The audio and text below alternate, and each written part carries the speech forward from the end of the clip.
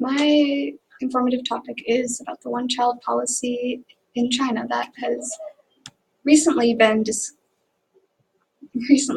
discontinued, but it still affected millions of children to this day, such as myself.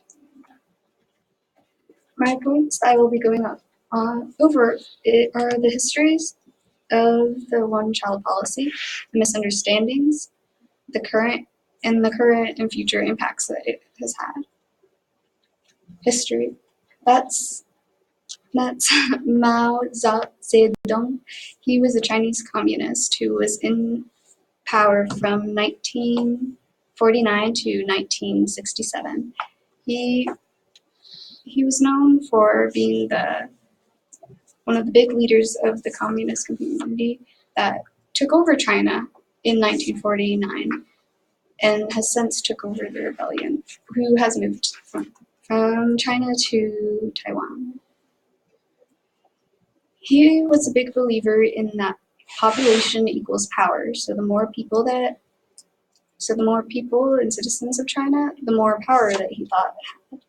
So from his ruling from 1949 to his death in 1979, the population went from 540 million to 940 million, which is a lot in just 35 years.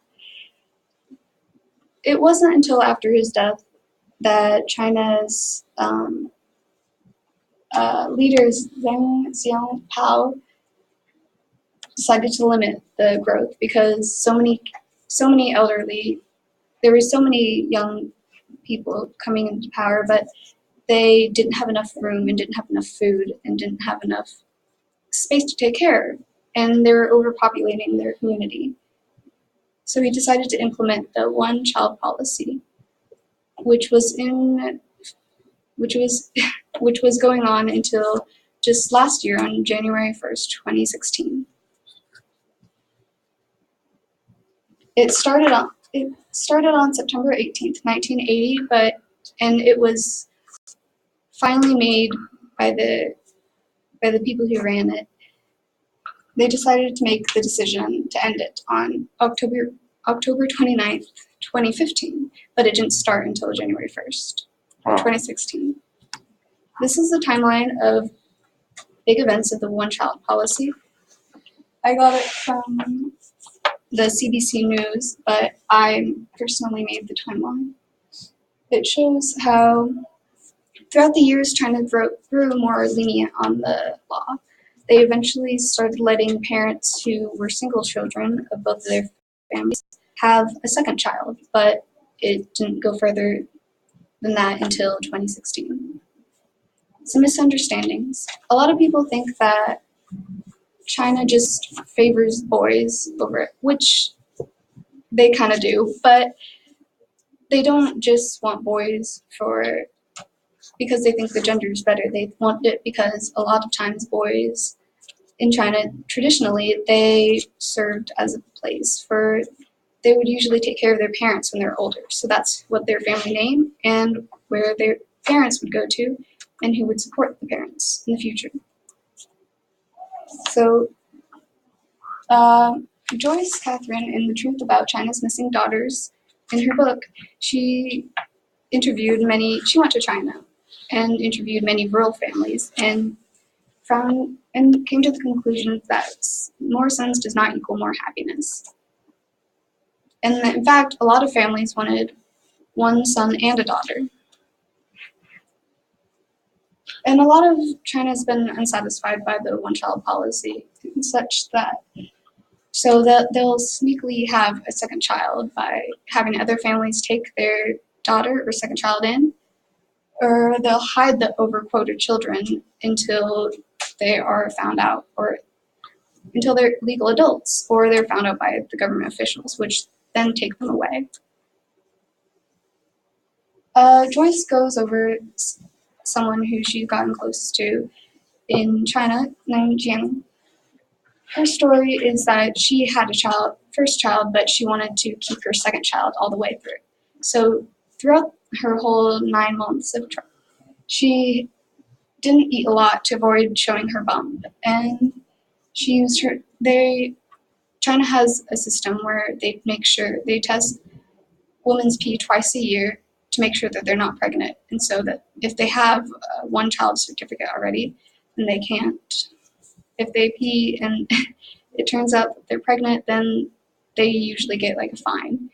And as her family was poor, she couldn't afford the fine. And so she spent the last few months of her pregnancy at her mother's house, which was in a different city, in order to hide it. And she gave birth, luckily. But sadly, about 9 months into it, officials found out, and they surrounded her house, and they took her child away from her. And since then, she learned that her child has been adopted internationally, which she's relieved about because then she won't have to face the gender restrictions. So it's not about the citizen's choice, it's more about the government's. The rewards and consequences. A lot of people don't realize that it's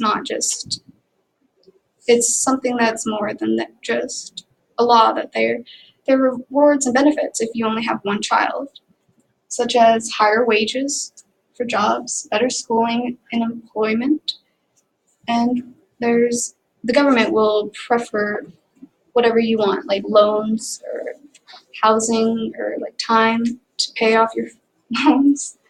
And then there's consequences, like a lot of adults get fined or they get fired completely, and the government won't listen to their requests. The impact it has had. A lot of the gender preferences have caused things such as abortion, neglect, abandonment, and infanticide, which is the killing of infants when they have a second child. The gender ratio is so screwed in China that it goes from, this is what it is now, 114 boys for 100 girls.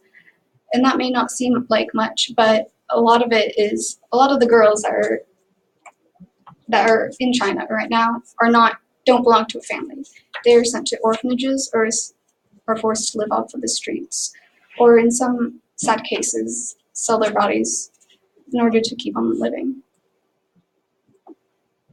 As a result, there will be more than 30 million and 35 million in 2020, which is a lot of people compared to China's 1.7 billion people. And since, as such, that there won't be as many girls as boys of marrying age when they come to, there's been a lot of things like selling people on the streets. Like they'll kidnap girls just walking around on the streets and then sell them later. So the review, we've gone over the history, where it's come from, and why the one-child policy has been put into place, some misunderstandings, like Jian's story, and the impact it's had. I hope that you learned more about this, as this is a topic that may not seem like it affects us, but it's an international rule by our second largest country. But thankfully, it's been discontinued. Yeah.